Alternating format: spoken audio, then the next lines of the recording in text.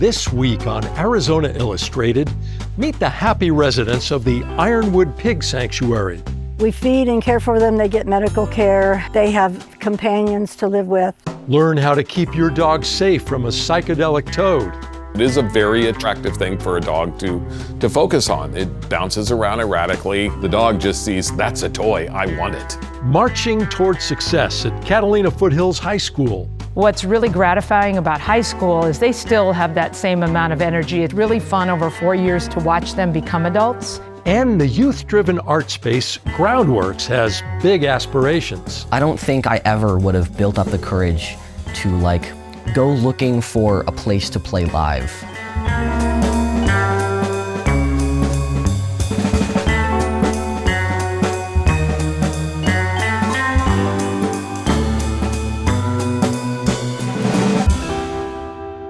Hello and welcome to Arizona Illustrated. I'm Tom McNamara. First up, many in the industry say that journalism is under threat in our country. Yet many young people are still driven to pursue this often difficult career.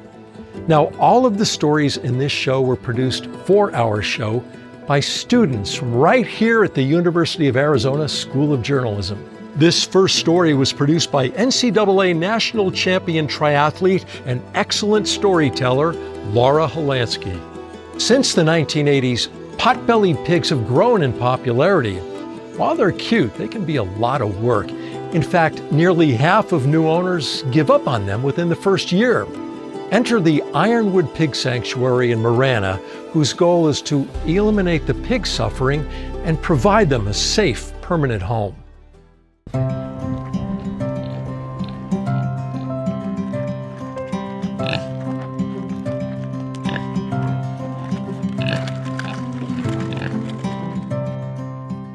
What keeps me going is the happy pigs. I just have to walk around and see them and pet them along the way. Hi, kids. Horatio, Riley, come on, fratties. Ed. You're gonna hear all these boys and, so they have to have their own little frat house. Here it comes. Here comes Ed. That's the frat kids. At least one of them. He said, we don't party too much anymore, we just sleep. My name is Mary Schanz, and I'm with the Ironwood Pig Sanctuary. I'm one of the co-founders and president of the Ironwood Pig Sanctuary. Our mission is to rescue abused and neglected or unwanted pigs, and to also work to control the populations by spaying and neutering. People need to do their homework before they get a pig, and they need to have a proper place to keep them and to house them and understand exactly what they are getting into. Pigs are herd animals, and they really like the companionship of other pigs. This is what we like. Every morning I see them out here together on their bed, enjoying the sun. They've become sweethearts. We've been able to grow to about 680 pigs at this time on site. We really go out of our way to make it the best life they can have. This is assisted living, AL. And this is one of our big boys. He's one of our stars of this field. This is Andre. He's been around a while. Hi, Andre. He's had multiple surgeries. He's been neutered. He's had 2 tummy tucks. He's had 3 eye adjustments because he was so fat when he came in, he could barely function. And you can see he's lost a lot of weight. He's pretty saggy. This is Bella. She lived in a horrible, filthy room and had these feet were so twisted around she couldn't even begin to walk. Hi, honey.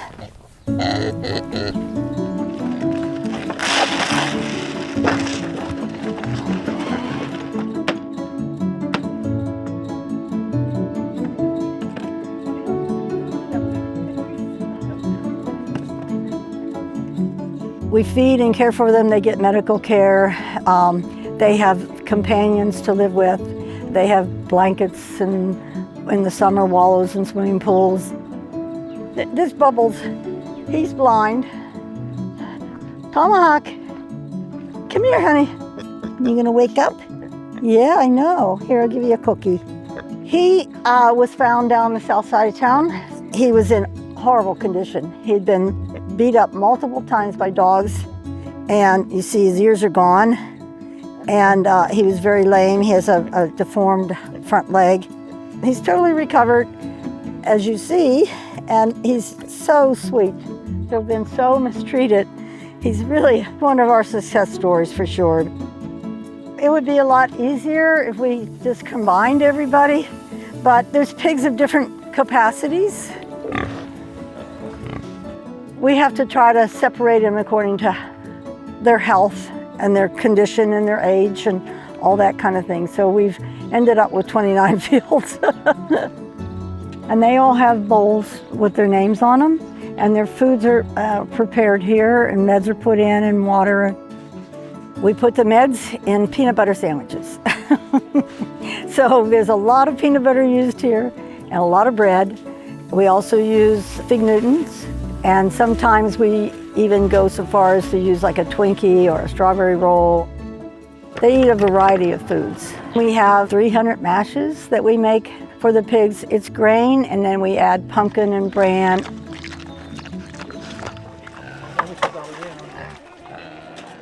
We fund everything 99% donation based. Our donors are wonderful. They're there for us all the time. It's true. We would not be here without our donors. It makes it happen, And then we came up with the idea last year to start a Painting with Pigs event. So really excited to have you all here. This is our 5th time painting with pigs. It brings people out. It's a fun thing to do. It lets people meet some of the pigs because we have pigs running out all day while they're here. We painted pigs. So I literally found it yesterday, and we were gonna hang out anyway because we're best friends. We have matching tattoos. We do. And I heard there's gonna be another pig friend coming to join us pretty soon. I like Star Wars, so I decided since we were doing a night sky thing, I would make a Death Star into it, and then I'd make my pig some sort of Star Wars theme. Darth Bacon. Please don't sue me, Disney.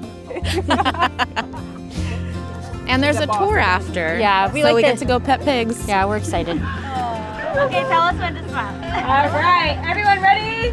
In 3, 2, 1. Yay! Amazing.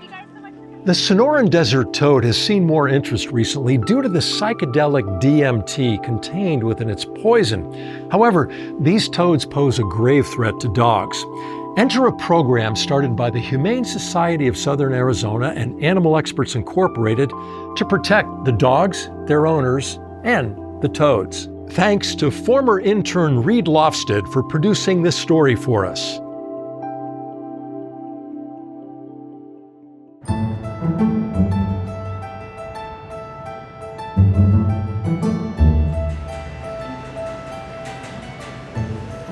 The easiest ways to identify the Sonoran toads is by being a dark olive green color. They can sometimes have orange spots on their back. They also have a small white dimple on each corner of their cheek. The poison actually comes out of their glands, which are located on the back of their neck and the back of their legs. But the training is best done before the dog ever gets a toad in the first place, because the dogs tend to get addicted to the drug high of the toads. So once they get them for the first time, they tend to go back at them harder even again afterwards. Some dogs may even dig up the toads intentionally to get to them.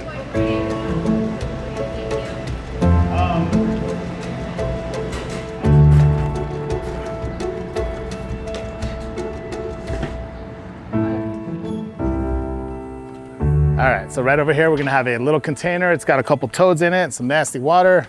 So we're gonna get that scent. So walk Luca up to that, let him go up and look at it, smell it, and then we'll see how he reacts to the collar. Typically it's a scent station first. Dogs go up and smell that. That's where I can gauge what level the shock needs to be at. Good boy, praise him, praise him, praise him. Good boy, Luca, good boy. Some dogs it's higher, some dogs it's lower. I always start low, and if it works, they're moving away.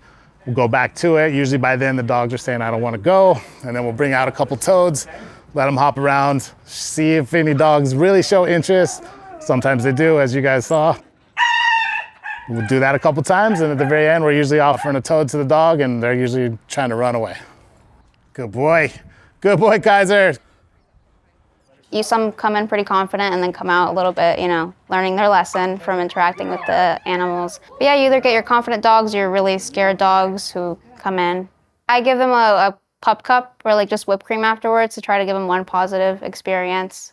But yeah, some will eat it, some have to eat it in the car because they're so nervous in that space. It is a very attractive thing for a dog to focus on. It bounces around erratically, which attracts the dog's attention. They run over, they grab hold of it, and at that point, that's what causes the toad to secrete the toxin. It's not on them all the time. They secrete that when they are stressed out, and of course, there's nothing quite as stressful to a toad as being inside a dog's mouth. The dog just sees, that's a toy, I want it. If the dog spits it out, then that's one thing. It's a minimal exposure, which you can treat. You rinse the dog's mouth out from side to side, wipe it out, because it will continue to just get this gooey saliva slime in there. It's kind of nasty. If you've got a dog, whether he's been trained or not, you really should focus on, checking your yard, making sure that everything is good. I had a guy today said he came home from a week away and had 50 toads in his swimming pool. I've never seen 50 toads in one spot, but he swore that he counted them. There were 50 toads in his swimming pool. It saves lives. So even if you're not seeing them, you never know when you could, right? You live in the desert, so it's better to be safe than sorry. If you're in an area where it is a potential, harmful thing for your dog, definitely look into the training. You never know if they're gonna be there or not. Since 1992, when she had only 17 students, Renee Shane Boyd has led the Catalina Foothills Falcon Band to the Macy's Thanksgiving Day Parade, Rose Bowl performances, and countless awards. In fact, her program has grown to become the largest marching band in the state. This story was produced by UA alum and budding journalism star Noor Hagigi.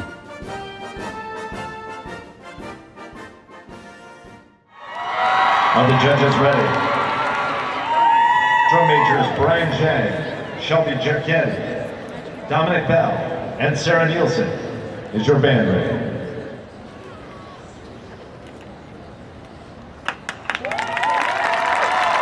AZNBA is proud to present the Catalina Foothills High School Marching Band.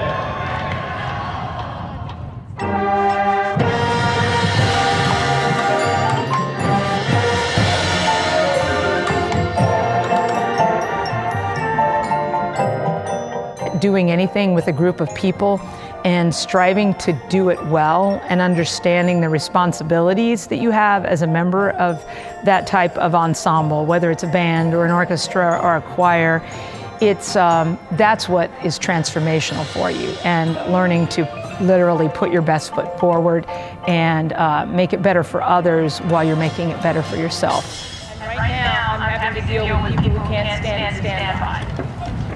Would you like me to just work on behavior, or would you like to show you get better?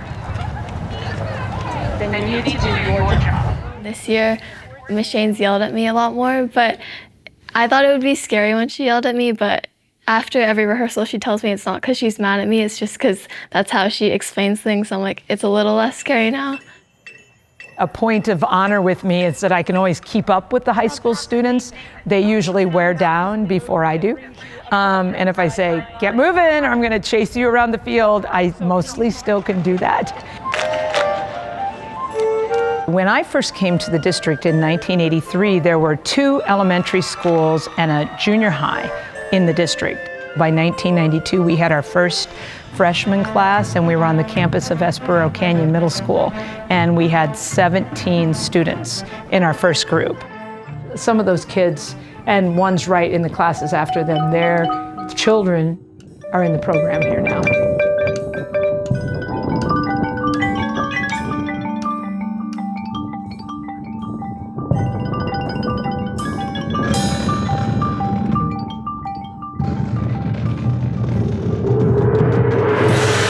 We We have 3 things that we call non-negotiable. We say that we'll work respectfully, we'll work positively, and we'll work efficiently. So for instance, we always have a plan for the week, for the month, for the season, for the year. We always say, rain or shine, it's till 9. So if we get rained out like we do in marching season, we don't stay out there if there's lightning. We do come in, but we continue working because there's both music and visual goals we can work on. Has marching band changed your life? Yeah, I think so. There's been a ton of cool experiences I've been able to have. It's just a group of people who all have the same goal and are willing to work hard to make that goal happen. And it's a really positive community. We've built a culture that's lasted for decades, that it's just a positive space for people.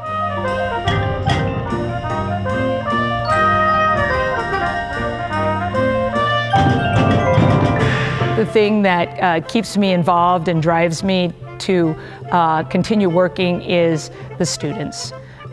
They are very motivational. I learn things from them. I taught junior high and middle school for 10 years, and I loved them. They had a lot of energy. What's really gratifying about high school is they still have that same amount of energy. It's just organized a little differently.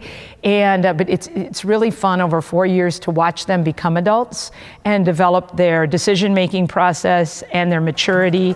And oftentimes when I'm working outside the school or I'm volunteering and we're looking for a staff, I think back about my students and I think, oh wow, that person could do this job, because you see the skills they develop through this. All right, inner circle, you're gonna do the same thing. It's just up, up, breathe, breathe, play. Can we do that? With that. I am a Foothills alumni, graduated in 21, and I am a brass and marching instructor here. All right, everyone, all together. I think it's very important that I came back to the band and gave back something that gave so much to me. When I first started in the band, I was really intimidated because I played oboe, and I didn't really have an instrument for marching band, but I switched to mellophone and I learned a brand new instrument.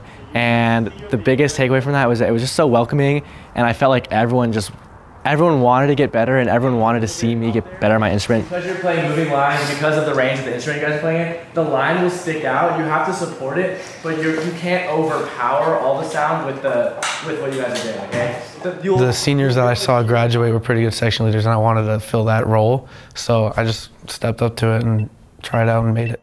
I think being a section leader is kind of like being like a parent, sort of, and it's kind of a cool thing to see, like all of your friends and stuff like supporting you and being part of one huge project.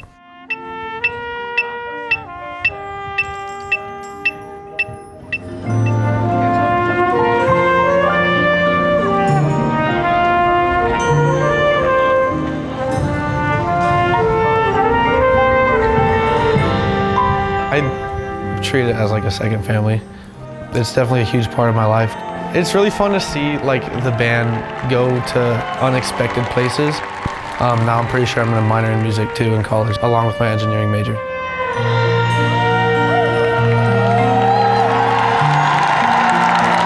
Throughout the season, the goal is always, what can we improve upon this week and how much better can we get this week? So we've gotten some really good feedback from judges the last few weeks of our competitions on just how we can refine the show that much more. U of A Band Day is one of the band festivals that we participate in during the year. It's the biggest band festival that we participate in. It's held at the University of Arizona. This year there are 47 bands. I'm really excited. This show is really fun to both march and play through. I think we have a really good chance of performing really high this year. It's always fun to go into Arizona Stadium for Band Day, and as the band comes on the field, the drumline captain clicks. And the echo you get throughout the stadium is always very inspiring, and looking at the audience, and I think we've learned to enjoy the moment and not be as nervous about it anymore.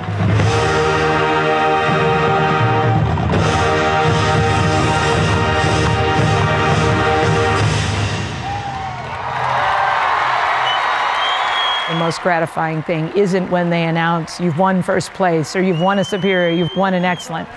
Those usually kind of feel relief, because that motivates the kids.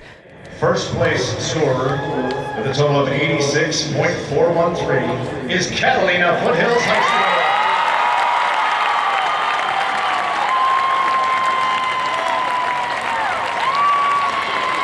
There are times, like at band camp, when you see how hard they're working or you see them enjoying an activity with other kids, that you really are the proudest of what they're doing.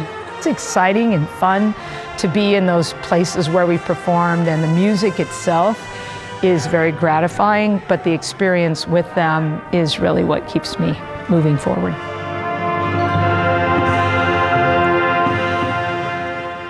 Groundworks is a youth-oriented music and art space that fosters community and creativity for people from all walks of life and all levels of experience.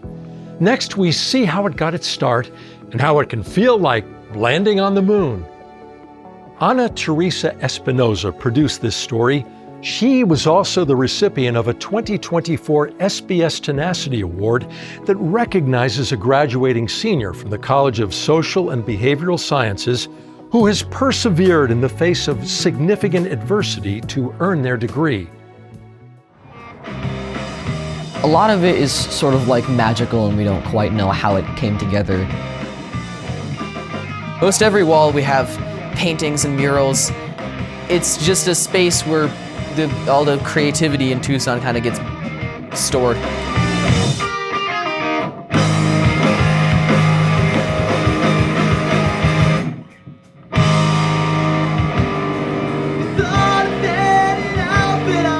Groundworks is a nonprofit that I helped start back in 2019. Our mission is promoting the youth-driven music and arts community here in Tucson. We create a art space for youth, typically ages 14 to 24, to experience the arts, explore the arts, perform, put their art on display, and learn more about their community. There isn't anything like that for young people in Tucson.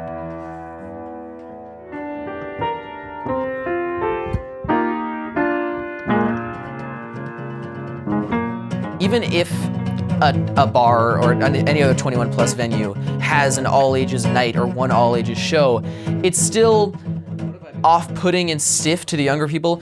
He's 16, I'm 18. We're not old enough to drink, we're not going to bars, we can't play at bars really. Our audience would disappear. And it's awesome to have spaces like this that allow us to actually play shows. I love playing shows. Playing shows is so fun, by the way.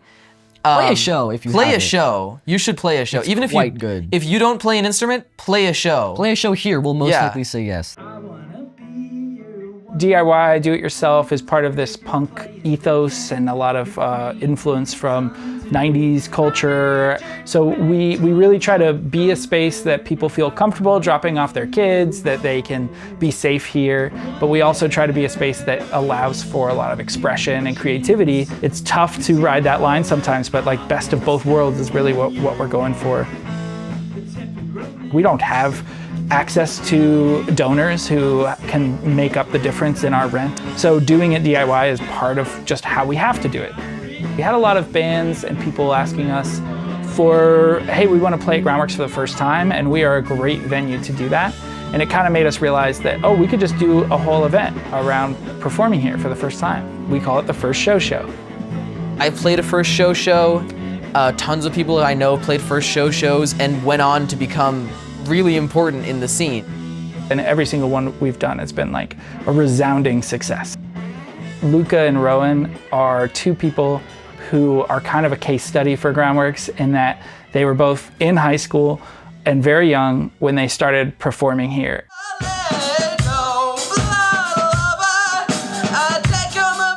We were like patient zero for like Groundworks, like the first like success story, so to speak. You said that? Well, this is how I'm wording it. Okay. I'm wording it like we were the first success story. I don't think I ever would have built up the courage to like go looking for a place to play live. I don't think I ever even like thought of playing like a live set before like Logan asked me to play at Camp Groundworks that first year.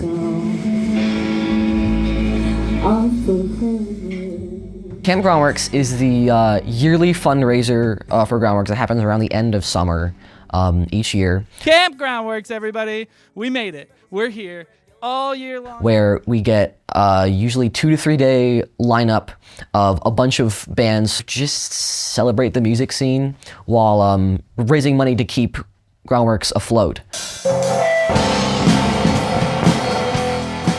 You know, just feeling good, feeling the vibes, feeling the good vibes going around. We just heard from Closet Goth. We want to heal your souls. This year we raised a little over $20,000, which is fantastic, which it helps it feel like a big old holiday.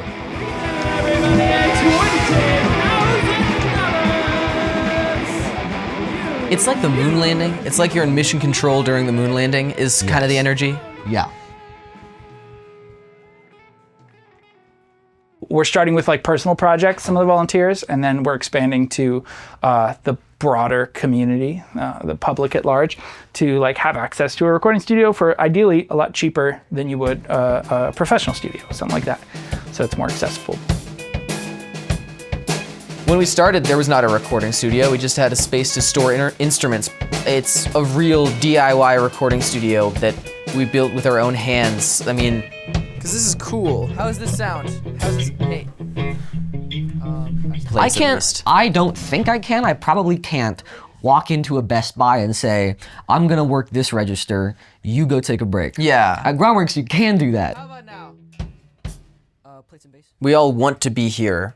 Just badly enough that we're like taking time off work or taking time away from our families. How's this? We just kind of do what we can. If you know, we metaphorically have little fires going on all the time. We put out the biggest ones first, and then work our way towards the smaller ones. May never be totally fire-free. In a metaphorical sense, there are 0 actual fires here at Groundworks. Fingers crossed. Every show is a victory for me. It's so difficult to start something like this, like Groundworks, and have it work. And to have it work so much that you raise $20,000 is like unbelievable. It's like the moon landing. Thank you, we're a low group, whatever. We got fever dreams. Thank you for joining us for Arizona Illustrated from here at the University of Arizona School of Journalism. I'm Tom McNamara. We'll see you again next week.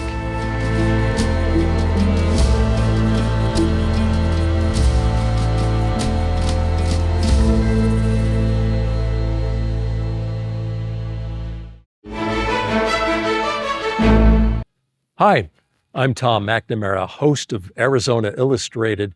Thank you for watching this entire episode of our show here on YouTube. And if you liked it, well, here's another episode that we think you'll like.